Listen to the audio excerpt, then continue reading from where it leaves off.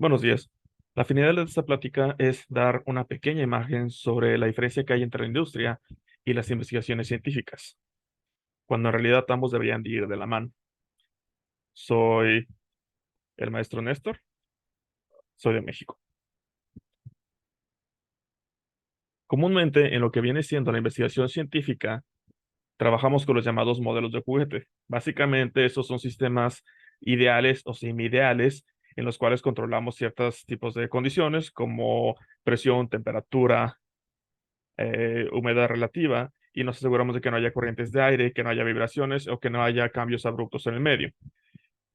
Estos trabajos son suficientemente útiles y suficientemente precisos para los trabajos de laboratorio. Sin embargo, viendo los trabajos en la industria y haciendo proyectos para la industria, queda claro que estos modelos de juguete no nos sirven y mejor que nunca queda su nombre. Ya que, por ejemplo, si trabajamos con campo magnético, en las condiciones de trabajo en una industria, no pueden apegarse a lo que buscamos en el laboratorio. Aquí no hay control de temperatura, aquí no podemos evitar que la gente pase, aquí no podemos evitar que haya variaciones de voltaje. Es un medio realista. Y, por ejemplo, los electroimanes que se manejan en la industria se utilizan para materiales ferromagnéticos, también para chatarra y otro tipo de sistemas, los cuales incluso llegan a tener capacidad de cientos de kilos o miles de kilos, que en la teoría no debería de ser posible, o sí con cantidades de corriente altamente grandes. Todavía siguiendo por la línea de electroimanes, si tomamos la teoría que viene en los libros, vemos que esta es una ecuación muy utilizada para calcular la fuerza generada por un solenoide con un determinado núcleo que puede o no ser de aire. En este caso vamos a hacer el ejemplo, bueno, mejor dicho, explicar el ejemplo de este tipo de situación con un núcleo de acero, considerando que en la realidad un electroimán tiene la capacidad, pudiera ser de mayor, pero basándose en algo construido, una capacidad de 500 kilos para lo que viene siendo materiales ferrosos. Y en cuanto a el sistema viene siendo compacto, quiere decir que no es más grande que, no sé, tal vez la mitad de una cama, la mitad de un colchón, no es más grande que eso. La mitad de un colchón no es tanto, estamos hablando tal vez incluso de un ventilador que podemos tener en el cuarto de cada uno de nosotros. Este electroimán con el cual se hicieron pruebas tiene como datos reales que es un núcleo de acero, como ya lo mencioné, se desea que se levante esa masa, el radio del núcleo, únicamente del núcleo, tiene unas 10 pulgadas y la longitud, es decir, lo alto del núcleo viene siendo de 4 pulgadas, aunque ese alto también aplica para lo que viene siendo el solenoide como tal. Al hacer el cálculo, siguiendo la ecuación anterior, nos regresa que se requiere de unas 450 vueltas de conductor, considerando una corriente de 80 amperes. Esa consideración de los 80 amperes fue únicamente hecha para que la cantidad de conductor no fuera demasiado elevada. Sin embargo, 80 amperes es una cantidad de corriente que no cualquier conductor lo resiste. Entonces, si queremos algo más barato, tenemos que aumentar la cantidad de vueltas y disminuir la cantidad de amperes. Entonces ya estamos hablando de que entre más conductor utilicemos, más va a ser el tamaño del electroimán y puede escapar fácilmente de incluso lo que viene siendo el medio metro. Eso es lo que dice la teoría, que tendría que escapar del medio metro de tamaño.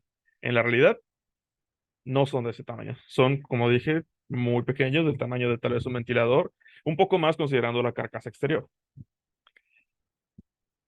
Los sistemas reales no pasan de esas 450 vueltas de conductor, es decir, no tienen una cantidad tan grande de conductor y de hecho sí pudieran llegar a tener un tamaño relativamente grande, considerando que, como dije, se tiene la carcasa, se tiene el conductor, pero también se tienen ciertos materiales aislantes delgados en el interior y aparte de posibles resinas. ¿Qué es lo que cambia entonces entre el modelo teórico y la experiencia en la industria? Bueno, la ecuación que se utilizó para ese cálculo de la fuerza y el cálculo de la cantidad de conductor es de un sistema ideal o semi-ideal, es decir, no hay variaciones, no hay interferencias, no hay cambios abruptos, pero eso en la realidad no es posible y en una industria tampoco. Entonces, Si nosotros nos basamos en los sistemas industriales, en cualquier tipo de fabricación, vemos que no hay control de temperatura, es decir, sí pudiera tener un ambiente controlado, pero no podemos controlar que la temperatura oscila alrededor de un valor. Tampoco hay control de tiempo, es decir, que no se puede hacer la prueba, detenerse y volverse a comenzar en otro momento. Se tiene que realizar en tiempo real, en el momento que se tiene, para no detener los procesos y continuar con la producción. No hay control de humedad, no hay control de presión y, por supuesto, no podemos evitar que la gente esté pasando porque estamos hablando de industria, la producción no se puede detener. Considerando todo esto, ¿qué podemos hacer? Realmente la industria es la que nos está guiando a nosotros con respecto a qué es lo que está ocurriendo. La industria y la naturaleza. Siempre se ha dicho que la investigación científica, que la ciencia como tal, trata de mimetizar o de imitar lo que ocurre en la naturaleza.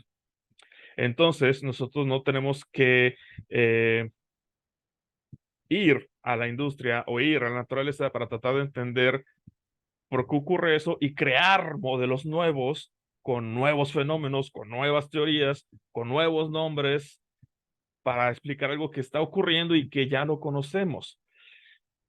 Lo puse como título el de dos hermanos porque en realidad son sistemas que responden a un mismo principio. Los sistemas industriales y los sistemas como modelos de juguete de la investigación científica responden a la naturaleza, no pueden escapar de la naturaleza, pero son hermanos peleados porque la investigación científica se centra mucho en los sistemas ideales, en los sistemas lentos, en los sistemas que podemos tener ese conocimiento y esa comprensión paso a paso, y la industria se trata de hacer las cosas en tiempo real, porque al final de cuentas es una industria, es un negocio y necesitamos que la producción vaya saliendo poco a poco, de forma frecuente, pero día a día. No podemos detener la producción de un sistema y esperar que nuestros modelos se apeguen a un sistema ideal, a unas condiciones ideales para continuar con nuestras mediciones. Todo tiene que hacerse en el momento y eso implica también que a veces no hay condiciones cerradas para una prueba.